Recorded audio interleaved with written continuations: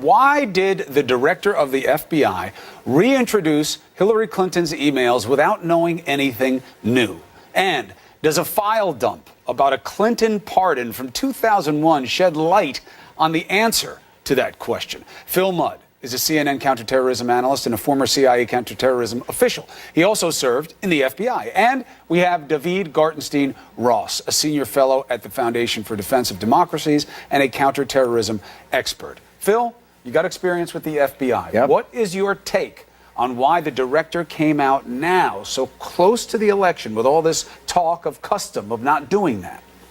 Pretty simple answer, Chris. FBI walks into the office. The agents walk into the director's conference room and give him a choice. You, Mr. Director, in July said that there wasn't anything further to pursue, that there wasn't going to be a criminal prosecution, so you leave the electorate with the concept that this is a dead issue. You either allow that misperception to live when you decided to allow the FBI to investigate these new emails, or you come out now and say, we're going to take a look, even though maybe in a month you're going to have to say, we still found nothing here. It's a rock and a hard place. Well, but that's that if. So let me bring that to you, David. Mudd's assertion is you can't leave the electorate with a misperception. Isn't that what he just did by coming out and saying we're going to review new emails that he doesn't even know, as of the time of that disclosure, whether they're even significant to the case by his own admission? I think it's a damned if you do, damned if you don't situation that he's in. On the one hand, if it does prove to be significant to the case, then the amount of political firestorm by him withholding that information until after the election will be enormous. On the other hand, it has actually swung people's opinion, so it could have the effect of misleading people as to the significance. I think it's a very difficult decision to make. As you know, of course, Chris, you've had three former attorney generals, both Democratic and Republican, criticize Comey's decision on the basis that it's within 60 days of the election, so he should have waited. I think there's merit to that, but I also think that the decision that he made was not a politicized decision, and I do understand why he made it. So, taken in a vacuum, you see it, rock and hard place. Then, the FBI dumps a bunch of documents about Bill. Why are you smiling? No, I haven't finished yet.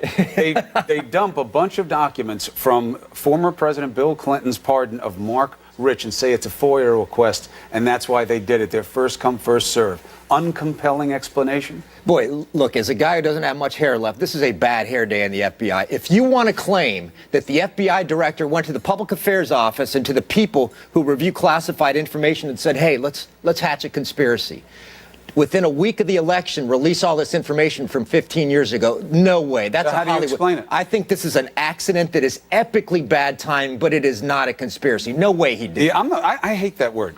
Conspiracy has been given a bad word. As you guys both know, there are real conspiracies. They are defined by criminal law, and that's where they should stay. What I'm saying is the account, David, hasn't been used in a year, basically. And now they reactivate it, and this is what they decide to dump onto the public for consumption. It just doesn't smell good. Should it be qualified better than this explanation that, it's just a FOIA request, business as usual?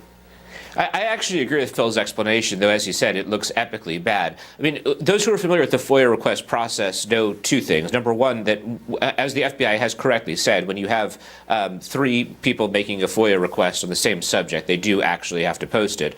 But second, FOIA requests can sometimes take months or years to process. Sure. It is a very lengthy process. Yeah. I do think that the likeliest explanation is actually epically bad timing. But as you said, I mean, it adds more fuel to the fire that's already in place based upon semblance of impropriety. That's the standard that you live by in these ethical situations. And again, we don't have any proof that Comey was doing anything. And in fact, his reputation would lead us to believe otherwise. He's known as a straight shooter, pretty apolitical by disposition. So the Clinton campaign says, okay, if everything Cuomo just said is true, then how come Comey's mind tells him, I can't talk about Trump and the Russians, even though we have several different layers of inquiry going on, because I just don't feel that there's enough there, and I'm not going to do it with the election going on. In fact, I don't even want the FBI on the disclosure to the American people that the Russians hacked the emails. I don't want to get into that. I don't want that to be about the FBI.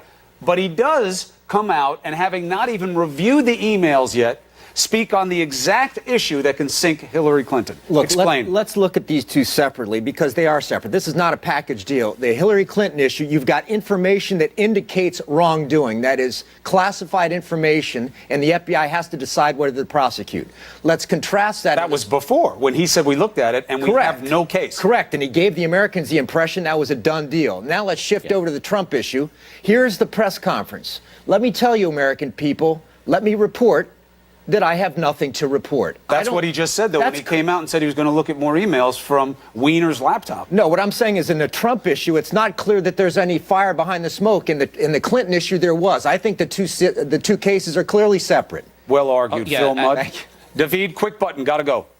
I have to agree with Phil because when you look at the Russia issue right now, it's basically the intelligence community that's looking into it and doing the sophisticated digital forensic analysis. It hasn't yet become as much of an FBI issue. And also, he testified before Congress on the Hillary issue. He hasn't on the Trump issue, so he doesn't have the same sort of obligation to report to Congress. Strong points, very compelling, of use to the audience, and I direct them back to both of you. Mudd's not on social media. Smart move. But please take your complaints to David Gartenstein-Ross. There's only one online. Thank you, gentlemen.